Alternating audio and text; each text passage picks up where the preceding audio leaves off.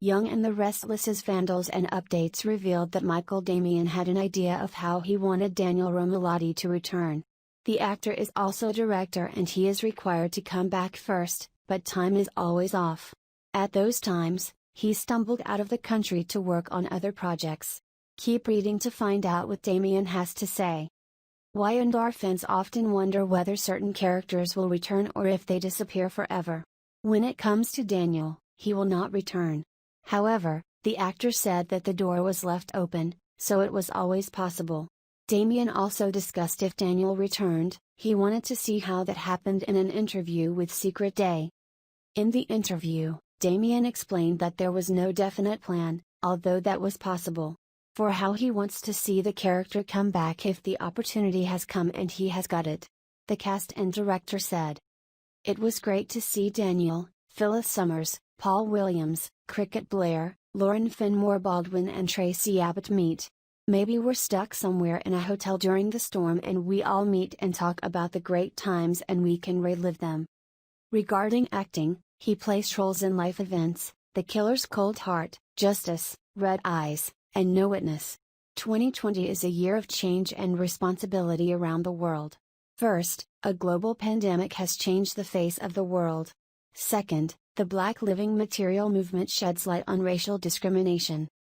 Now, human trafficking has taken the lead.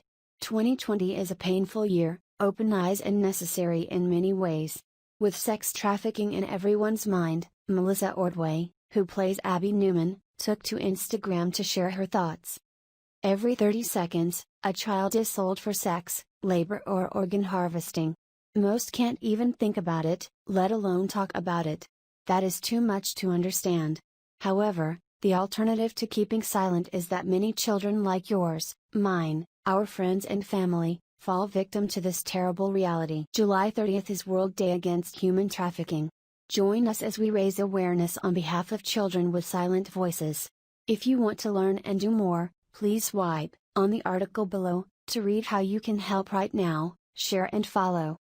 Our hearts are broken, but we are committed to speaking up on behalf of millions of children affected by human trafficking worldwide and thousands of children missing each year in the United States. Speaking to Soap Opera Digest in a new interview, Eileen said that when life returned to normal after the coronavirus outbreak, she wanted to make a new film project. The actress told the publication, "Celebrity Blake Berry's asked me to film his movie, Fangirl. There was a really great actor and it was well written. It's about a fan who goes to a soap conference to meet her soap idol, whom Blake will play. I play a somewhat picky soap opera actress and love to put other actors in their place.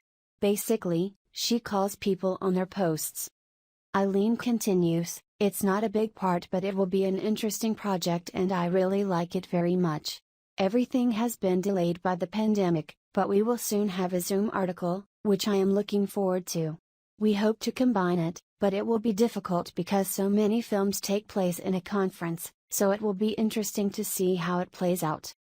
A film about a soap fan who goes to a soap conference to meet their favorite soap star, who happened to be chosen by a real-life soap actress. We are in. This is a movie that we will definitely put into our radar in the next few weeks. Tracy's star Bregman recently opened up about the challenges of working with Bill Bell, the head of Y&R, the head of Bill Bell. This is what she said. Tracy told the publication, "I rarely spoke before the tool. Bill wants the story to unfold. We had a great relationship. He always listens to me, but we have experienced our own little trials and tribulations over the years." As many fans may recall, it was also Bell who wrote Lauren's difficult relationship with Sheila. Remembering the plot, Tracy explained, "Right before that story, I bought an apartment and Bill asked me, 'How much did you pay for it?' And at first I was surprised, and when I told him, he said, 'Okay, give it back this year.' He is really amazing to me." The actress also said that there was a challenging period when Lauren had a miscarriage on the screen and then tried a pregnancy test, which happened to reflect the events in her life. Tracy made no secret that the plot was quite emotional for her, saying, "Yes, because Bill caused me to miscarry on Lauren's camera.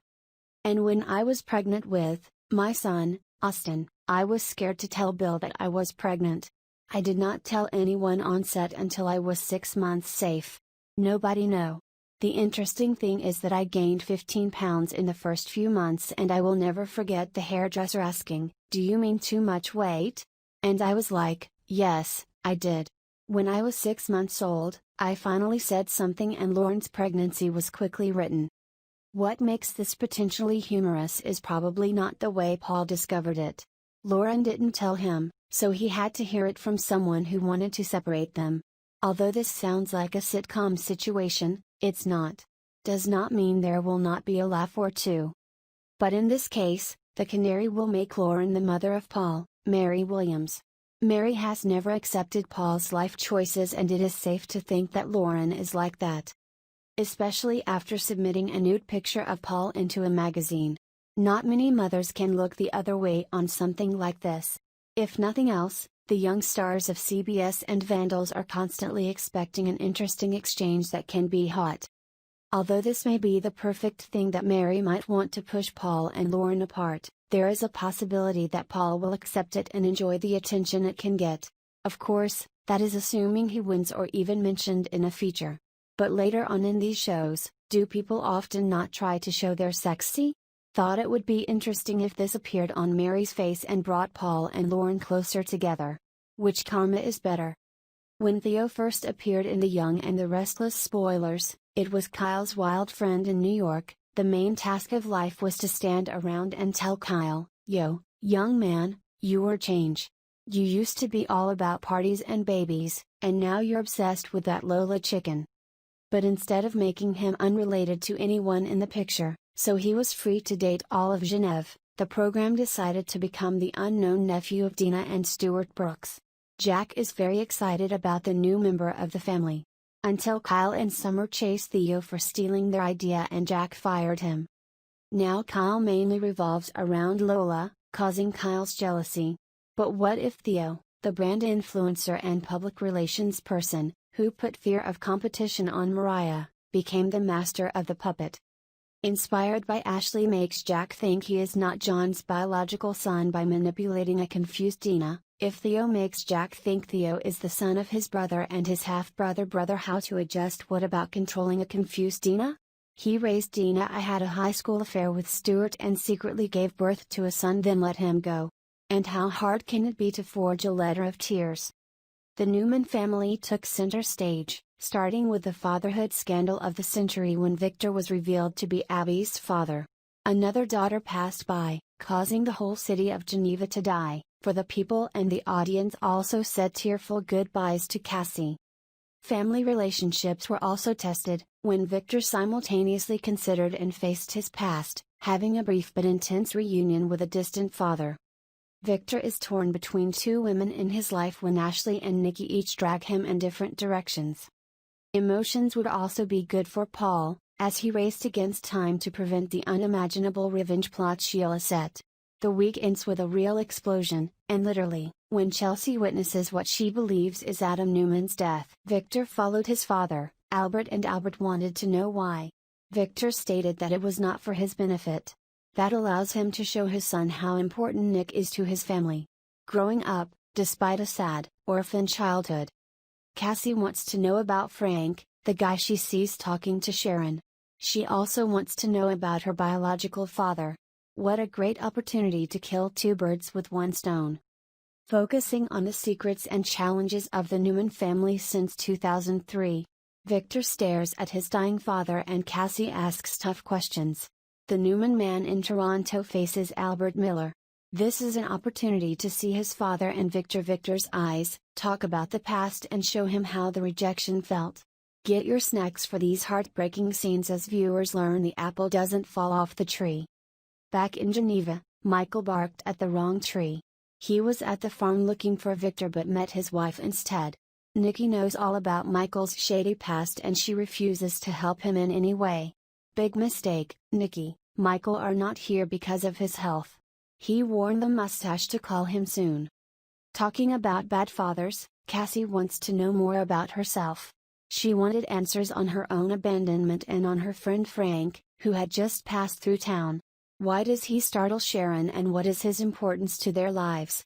Cassie knows very little about Frank's father and there are many reasons Sharon doesn't want him to be around. Teasers reveals Brittany has one of the two she and us and others jerk, Raoul, happy when she's completely relaxed, happy, relaxed, fun, comfortable, fun, comfortable, fun, comfortable. Christine and Phyllis now have a match. Chris present in the summary is the new DA calculations, there are no Indians. She is our character and Christine, a part of them. Meanwhile, Daniel has returned to the city of Geneva. He was happy to be able to reconnect with Cricket. While Daniel was checking with his sister Gina, Christine was interrogating Phyllis. Then Daniel bumped into Phyllis. Abby can even become a truly dependent couple. To Abby,